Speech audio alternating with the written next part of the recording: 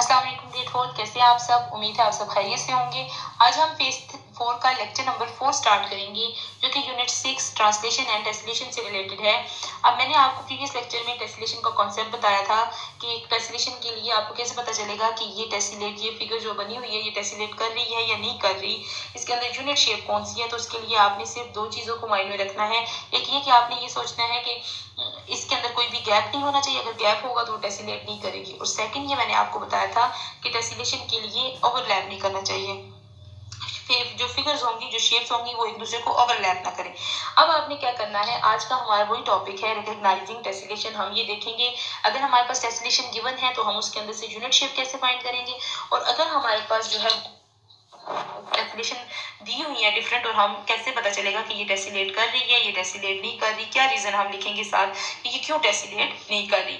इसके लिए सबसे फर्स्ट पे मैं प्रीवियस जो आपको बताया था कॉन्सेप्ट उसका दोबारा से रिवाइज करवा देती हूँ। अब सबसे फर्स्ट पे ये जो 3 क्वेश्चन आपको नजर आ रहे हैं, ये प्लस आपको साइन नजर आ रहा है, इससे ये एक टेसिलेशन बनी हुई है। अब ये देखिए सारे प्लस के साइन से मिलकर ये टेसिलेशन बनी है, और इसके अंदर जो यूनिट शेप आपको नजर आ रही है यूज हुई है, वो सिंगल प्लस जो आपको नजर आ रहा है ये यूज हुआ है।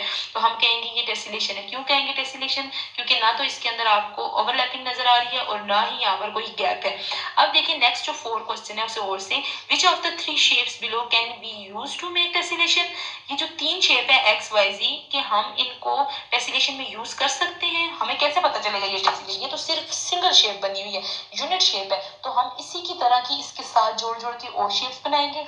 जैसे अगर एक हमारे पास यहाँ पर सबसे फर्स्ट पे आपको क्या बनी हुई नजर आ रही है, ये हमारे पास एक ऑक्टागन है, ये हमारे पास 6 साइडेड फिगर है जो फर्स्ट आपको नजर आ रही है। अब हमने क्या इसको देखना है, इससे हम डिफरेंट जो है, ये एक साइडेड फिगर है, एक साइडेड फिगर है और ये हमारे पास ऑक्टागन है। और ये हमने क्या करना है, इसको ये देखना है कि ये टेसिलेट कर रही है या नहीं। तो हमें कैसे पता चलेगा ये टेसिलेट कर रही है या नहीं? आपने क्या करना है, इसको इसी तरह की सेम इसके साथ शेप बनानी है, जोड़नी है ऊपर नीचे जैसे यहाँ पर ये ड्रॉ की हुई है। अब आपने ये देखना है कि जब आपने इन सबको ज्वाइन किया है और शेप्स बना के, तो इनके अंदर गैप आया है, ओवरलैप इन्होंने किया है या नहीं। अगर गैप आ जाते हैं, जैसे इन शेप्स के अंदर गैप्स आपको नजर आ रहे हैं, तो शेप एक्स डज नॉट टेसिलेट। क्यों नहीं टेसिलेट कर रही? क्यों नहीं टेसिलेट कर रही? इसका मतलब ये है कि ये इसके अंदर गैप आ रहा है, तो ये जो फर्स्ट आपको एक्स वाली शेप नजर आ रही है, टेसिलेट नहीं कर रही। अब यहाँ पर ये लिखा हुआ है we can make cut outs of each of the shapes and check if they can make tessellation। cut out of each of the shapes हम देखेंगे कि ये हमारे पास टेसिलेट कर रही है या नहीं कर रही। अब इसी तरह सेकंड शेप पे आ जाते हैं। अब जैसे हमारे पास सेकंड आपको वाई वाली जो शेप नजर आ रही है, उसे हम डिफरेंट वेज से भी टेसिलेट कर सकते हैं। जैसे फर्स्ट वे में इस तरह टेसिलेट किया हुआ है, आप इस तरह एक साथ ज्वाइन कर लें उनको, उस तरह भी टेसिलेट कर सकती है। दूसरी देखिए, दूसरे एक और मेथड से अक्सर डिजाइनिंग हुई होती है फ्लोर के अंदर, आपने देखा होगा, या गैराज के अंदर इस तरह की डिजाइनिंग की होती है, इस तरह की इंडो से उसकी डिजाइनिंग की होती है, वो सारी टेसिलेशन की एग्जांपल है। सेम ही यहाँ पर सारी ये यूज हुई है। अब देखें ये जो हमारे पास जो फर्स्ट नजर आ रही है आपको वाई शेप की फर्स्ट जो फिगर आपको बनी हुई नजर आ रही है, ये सेकंड से डिफरेंट है।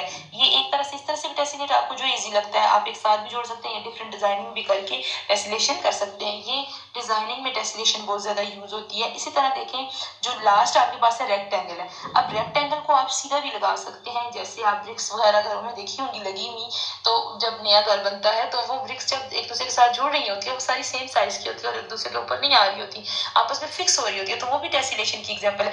अब पहले जो है वो सिंपल रखी हुई है, और सेकंड में देखें, सेकंड में वो डिजाइनिंग में रखी है, लेकिन वो फिक्स तो आ रही है, उनके अंदर ना तो कोई गैप आ रहा है और ना ही वो ओवरलैप कर रही है। इसलिए हम कहेंगे कि ये दोनों हमारे पास क्या है, टेसिलेट कर रही है। जितनी इजी मेथड से आप टेसिलेट कर सके उस तरह से आप कर लें। ये क्वेश्चन नंबर 4 और क्वेश्चन नंबर 3 की आपको यकीनन समझ आ गई होगी। अब जो आपकी बुक का पेज नंबर 130 है, उसको क्वेश्चन नंबर 2 स्टार्ट करेंगे। अब आपने ये अपनी नीट नोटबुक पे फिगर्स ड्रॉ करनी है। जैसे सबसे फर्स्ट फिगर आपको नजर आ रही है, which of the following are tessellation. First tessellation है या सेकंड? फर्स्ट को आप जरा गौर से देखें, तो उसमें जो एक एक फिगर अगर हम उसमें से अलग करते जाएं, तो वो यहाँ से यूनिट शेप अलग हो सकती है और कोई भी शेप एक दूसरे को ओवरलैप नहीं कर रही, सिंपल बनी हुई है। और सेकंड जो आपको नजर आ रही है उसमें आपको गैप नजर आ रहा होगा, जहां पर गैप आ जाए तो वो हमारे पास क्या होती है, वो टेसिलेशन नहीं होती। इसी तरह सी और डी पार्ट को भी आप देखें, सी पार्ट में ओवरलैप हो रहा है, डी पार्ट जो है वो हमारे पास टेसिलेट कर रहे हैं। इसको क्वेश्चन में आप इस तरह करेंगे, जैसे मैंने क्वेश्चन नंबर 4 यहाँ पर डन किया हुआ है। Which of the following are tessellate. अब आपको कैसे पता चलेगा ये जितनी भी फिगर्स है ये टेसिलेट कर रही हैं या नहीं कर रही।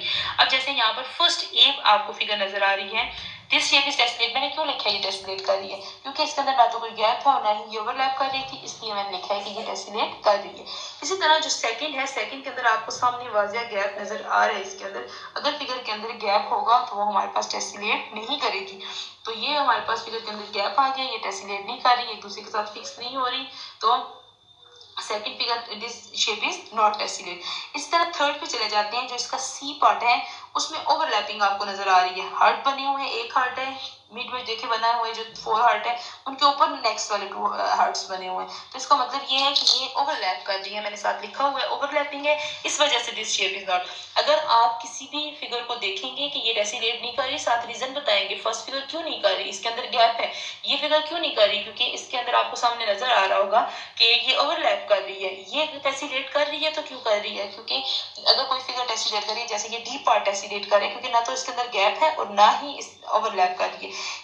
This shape is tessellate, last one जो है वो आपको टेसिलेट करती हुई नजर आ रही है। आपने इसी तरह जो question number 1 and question number 2 अपनी नीट नोटबुक पे आपने डन करना है। सिंपल टेसिलेशन की एग्जांपल है, टेसिलेशन का टॉपिक बहुत इजी था, इसी तरह ट्रांसलेशन का टॉपिक भी इजी था।